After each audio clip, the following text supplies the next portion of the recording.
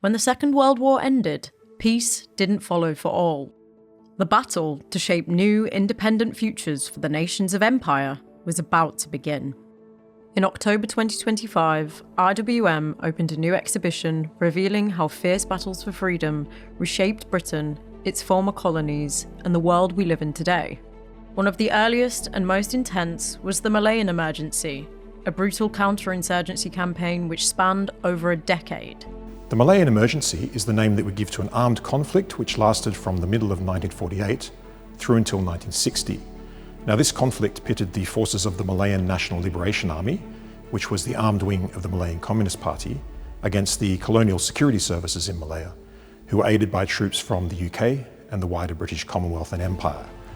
The Malayan Emergency was also significant because it represented a conflict in which decolonisation overlapped with wider Cold War tensions. The conflict boils down to a battle to decide what is in Malaya's future.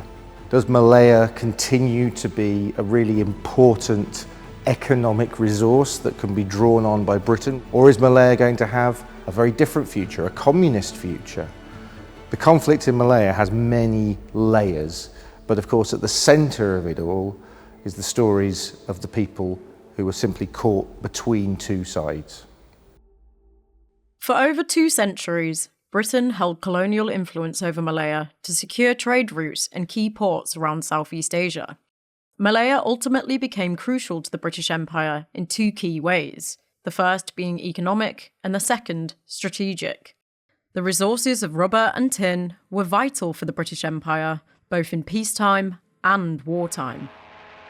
At the end of the 19th century, Malaya was the largest producer of tin in the world. Tin had been mined in Malaya since the 1820s, and in fact for much of the 19th century the industry had been dominated in Malaya by Chinese mining interests, both in terms of ownership of mines but also labour. Rubber had been introduced into Malaya at the end of the 19th century, but within just a few decades it had emerged as a central part of the colonial Malayan economy. In fact, by the 1920s, half of all the world's rubber was being produced in Malaya. These 2 industries also had a major impact on the demography of Malaya. So many Chinese and Indian labourers came to Malaya in the 19th and early 20th century, specifically to work either in the tin mines or on rubber estates. And as a result, for example, by the 1930s, over 40% of the entire population of Malaya was ethnically Chinese. Japan's entry into the Second World War posed a significant threat to Britain's colonies in Southeast Asia. In December 1941, Japan, already at war with China, attacked British, Dutch, and American territories in Asia and the Pacific. The Japanese attacked Malaya on the 8th of December 1941, less than an hour before they launched an attack on Pearl Harbor in Hawaii. Now, Japanese forces eventually gained control of the entire peninsula by February 1942, with British forces surrendering on the 15th of February 1942 to the Japanese in Singapore. Now, the subsequent Japanese occupation of Malaya was really pivotal in shaping the region in various ways, and it would be highly relevant to the Malayan Emergency some years later. It showed people that European colonial empires like the British were not invincible, and for many people in Malaya, they viewed this as evidence that there was a way in which they could actually break out of colonialism and imperialism.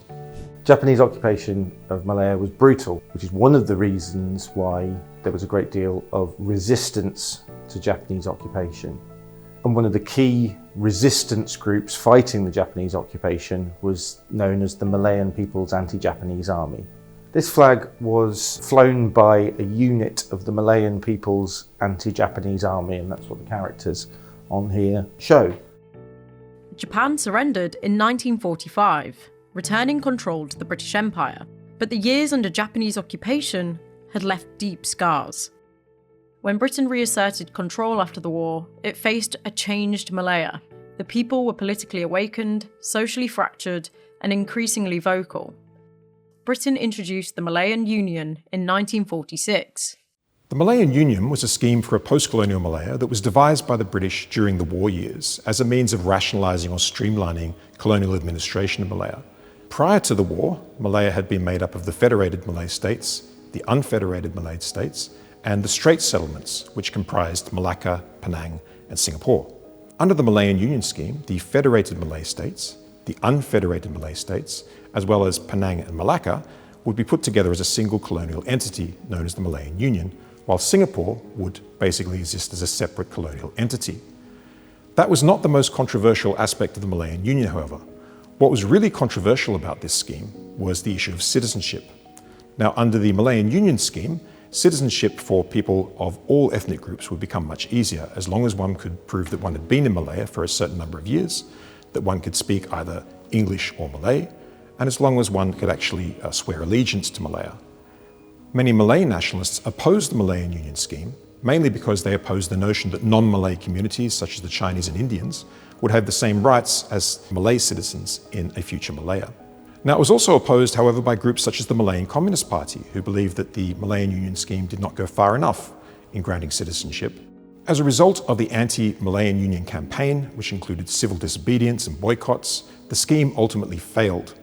Now, this left many non-Malays, Chinese and Indians in particular, in Malaya feeling resentful and actually quite frustrated. And in 1948, the Malayan Union was replaced by a new Malayan Federation. At this time, violence and upheaval was growing within Malaya, much of it linked to industrial action on rubber estates. This was linked to a post-war economic downturn in Malaya. There were problems, for example, with food distribution. Low wages and high living costs triggered widespread worker unrest across Malaya. At the same time, so-called Chinese squatters, a term used in the period to describe Chinese communities based in remote rural areas, remained on state land, farming and living independently. After the war, many refused to leave, but the colonial government saw them as obstructing economic recovery and living outside legal control. This became known as the squatter problem. Over the course of 1947 and early 1948, the Malayan Communist Party had been heavily involved in the trade union movement in Singapore and Malaya. However, in early 1948, there were heavy crackdowns on labour activism by the colonial authorities. And the result was that the MCP began to consider different means of achieving their aims. Now, the authorities adopted quite stringent policies towards industrial action in this period. For example, deporting communists and other labour leaders, imprisoning others, and there are also cases of striking workers actually being killed. Now, the MCP was also aware that the wider communist movement throughout the world was adopting a policy of armed revolution in this period, a much more aggressive policy.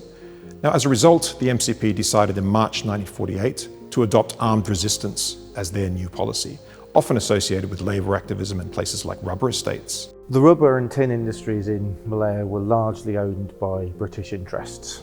Now, rubber, as you can see here from this hot water bottle and this advertisement, was hugely important. It had so many applications.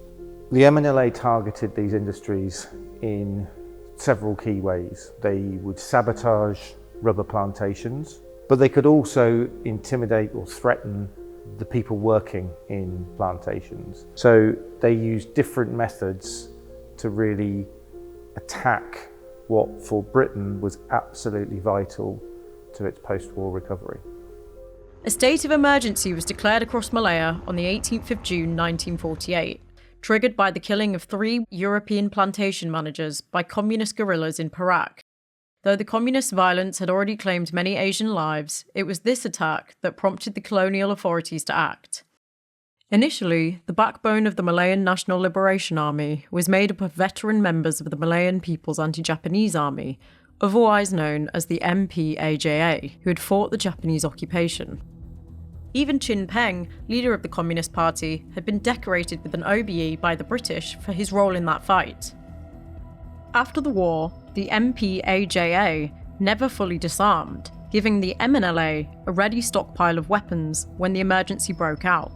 As the conflict escalated, colonial forces faced a brutal and unforgiving guerrilla war in dense jungle terrain. The MNLA were very much a jungle-based guerrilla force, and their tactics were to launch raids on colonial economic interests, as well as the police, and local groups or individuals who they saw as being their class enemies, for example, labour contractors or members of rival political organisations. Moreover, in order to harm the main industry in Malaya at the time, the MNLA would launch raids on rubber estates and deliberately destroy rubber trees so as to make them useless.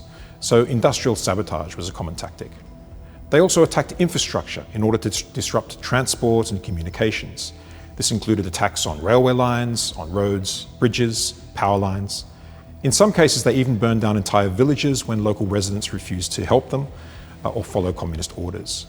Now, in what was usually referred to as the October Resolutions of 1951, the MCP decided that it would seek to work with groups which it had formerly attacked, for example, the so-called bourgeoisie. It also decided it would limit attacks which would have an impact on the livelihood of civilians and try to increase underground subversion work in the towns and the cities. Initially, the British struggled in their efforts to defeat the MNLA. In fact, they struggled to even locate MNLA bases in the jungle. They turned to new tactics to overcome this problem. British troops used herbicides as a weapon of war, including Agent Orange. As scholars such as Maureen Seur have shown in their work, such herbicides were used to actually destroy forested areas along the roads or railway lines to deny coverage for communist guerrilla attacks. However, these herbicides were also used to destroy crops in areas of communist guerrilla activity, essentially to destroy sources of food used by the communists. As well as the spraying of these herbicides at ground level, aerial chemical bombardment was also used to disperse such chemicals over wide areas. Britain deployed not just troops from the United Kingdom in Malaya, but also called on a number of Commonwealth countries to provide assistance in various ways. This has included Australia and New Zealand, the respective air forces of which contributed people and planes for operations in Malaya, as well as other sections of the Australian and New Zealand Armed Forces. A Fijian infantry regiment comprising around 1,600 soldiers served in Malaya from 1952 to 1956, as did the King's African Rifles, a regiment from colonial East Africa. In addition, the Rhodesian Special Air Service would send men to Malaya in the 1950s. Air power was considered particularly important in the early stages of the Malayan Emergency, when the colonial authorities were struggling to locate and engage MNLA fighters. Indeed, the RAF played an important role in reconnaissance and intelligence gathering through aerial photography and aerial reconnaissance, often trying to locate MNLA camps and then feeding that intelligence to police or troops on the ground. The RAF, aided by the Australian and New Zealand Air Forces, also played an important role in terms of propaganda.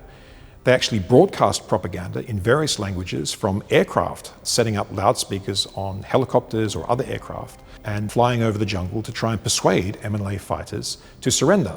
In addition, they were responsible for the dissemination of propaganda in the form of leaflet drops to remote areas, including places where they believed that communist guerrilla camps were. The sheer scale of these leaflet airdrop campaigns cannot be underestimated. In 1955 alone, for example, some 140 million leaflets were dropped over Malaya. Here we've got a booklet that was found on the body of a dead member of the Malayan National Liberation Army. Now, not all of the members of that force were communists, but it was overwhelmingly a communist-inspired movement, and indeed it went all the way back to communist-led forces that were fighting the Japanese during the Second World War with the support of the British. The conflict that evolved in the 1950s was in many ways very similar to the conflict that had been fought against the occupying Japanese forces. So there was use of the dense jungle in Malaya. There were small teams of MNLA fighters sort of hidden in different pockets and parts of the jungle. And of course what that necessitated for the British was a very different form of warfare. Despite Britain's efforts to eliminate the MNLA through scorched earth tactics and propaganda, communist guerrillas remained effective in jungle warfare, using local knowledge and resources. They relied on a civilian support network called Min Yun, which provided supplies and intelligence, especially from rural squatter communities. To defeat the MNLA, Britain needed to sever their ties with the rural population. In April 1950, the British ushered in a new resettlement scheme called the Briggs Plan, named after Sir Harold Briggs, the Director of Operations in Malaya. Briggs was brought in at this stage because there were concerns that the colonial state's efforts to defeat the communists were moving rather slowly, and there were also concerns around the success of the MNLA attacks. The Briggs Plan served as a blueprint for defeating the communists through a control of population, of space and of food. The plan marked a shift away from simply focusing on fighting the communist guerrillas and instead focused on breaking the links between the guerrillas and the rural population. In the end, under the Briggs Plan, some 500,000 people were resettled into over 500 resettlement camps, which from 1952 onwards were referred to as new villages. Sometimes that process was extremely traumatic. And in one notable case, in the village of Trass, when the whole village was actually taken to a detention camp, everyone was told that they could carry what they could fit into 2 baskets on the end of a shoulder pole. And this is a shoulder pole from that era and from that village. 那都是以前英政府的时候啊，我们像里面的人啊，住小靶场的人啊，去救援啊，他们很多养猪了、养鸡了。他们移民的时候啊，这东西封路是没有的，他只可以你拿了几多，一个人只在拿的东西，一个人拿了，你拿几多就几多，那些东西拿里走。People who were resettled were often harassed by the MNLA, the communists as well, and threatened with violence and death if they didn't actually aid the guerrillas by providing with food or other supplies. So they were therefore subject, many of these new villages, to threats and control from both sides, from both the security services as well as from the communists. Many scholars would agree that in the early stages of the resettlement scheme, when the scheme was badly managed and quite rushed, and the aim was primarily defeating the communists at all costs, the resettlement camps had many of the elements of concentration camps. 那么我们当时搬进去的时候，我的家就讲我先父呢，也是在靠去这个作品里面做那个安保工人啊，他没赚钱来养活我们嘛。都那个时候，如果我们要出去外面工作，就必须新村里面带自己有看，全部用那个沙泥围起来了。一个好像那个什么金字的那个沙泥3层的，它全部围起来了，只开放了，好像我们北区放一个闸口给你们那些人进进出出。他有时候是把那个脚那个那时候从回篱笆，那么你要出去哦，回篱就等到差不多6点出，完了警察又来开门，那我要出的每一个要查，那我另外一个房间住在山上的那妇女。我在下面就一进来瞧，他是你快东西吧，他就怕你包在那边，就上去楼上脱衣服给他看，男的没有，男的只是摸的，不要给带思路出去了。9点啊，他们就响一个 silent， 那时候是不是电的，是拿手来搅的，放进那个路那边他们就村民就知道哦，因为那时候不是很大嘛，新村。他们就知道哦，这个就是要戒严的哦，所以他们每个人就不可以出来。From a purely military and strategic point of view, the Briggs Plan was successful insofar as it broke the links between the MNLA and the Malayan Union. In fact, many historians would argue that this was the main reason for the MNLA's ultimate defeat. However, the human cost of resettlement was enormous. By 1952, the tide had turned against the communists. Resettlement disrupted their access to food and intelligence, leading to a low morale and high-level defections. In addition, the communists were being undermined by the pace of the move towards self-government in Malaya. In 1954, Britain had agreed to allow Malaya to hold general elections for chief minister in 1955, and began to grant significant amounts of autonomy to Malaya. These changes undermined the communist anti-imperialist stance, and in 1954, the MCP started to explore the possibility of a ceasefire. In December 1955, the Baling Talks took place to cover the terms of a communist ceasefire and involved the leader of the MCP, Chin Peng, the Chief Minister of Singapore, David Marshall, and Tunku Abdul Rahman, representing the Federation of Malaya. In the lead-up to the talks, an amnesty was announced in April 1955 to encourage communist fighters to surrender, though few MNLA fighters accepted it. That July, the Federation of Malaya held its first elections, with the Alliance Party UMNO and the MCA winning decisively. These developments set the stage for negotiations. Tunku Abdul Rahman's offer was that the MCP should be disbanded and that former members of the Communist Party could actually vote communism and show loyalty to Malaya, and then they would be welcomed back into Malayan society after a period of so-called rehabilitation. At Baling, the MCP asked that the communists be recognised as a legitimate and legal political party, that there be no detention of communist members, and for there to be no restriction on the activities of the communists once they surrender. The MCP's proposals at Baling were rejected, however, as there were concerns that the MCP would simply continue to undermine government in Malaya, and as a result, fighting resumed, though at this stage the MNLA was much weakened. In fact, they had fewer than 3,000 guerrillas in the field. One of the main problems for the communists by 1955 was that plans were already afoot for Malayan independence. Tunku Abdul Rahman, would travel to London in 1956, for example, to negotiate the terms of Malaya's independence from the British. The MCP would have absolutely no part in this. It was the Alliance Party which would decide on what an independent Malaya would look like. On the 31st of August 1957, Malaya celebrated Merdeka, or independence from Britain. By the late 1950s, only around 500 communist guerrillas remained. Many retreated to the northern border near Thailand, and the emergency was declared over in 1960. The Malayan Emergency shaped Britain's gradual exit from East and Southeast Asia, with British troops staying in Malaya after independence in 1957. Malaysia's formation in 1963 and the continued British military presence in the 1970s, like the naval base in Singapore, reflected this.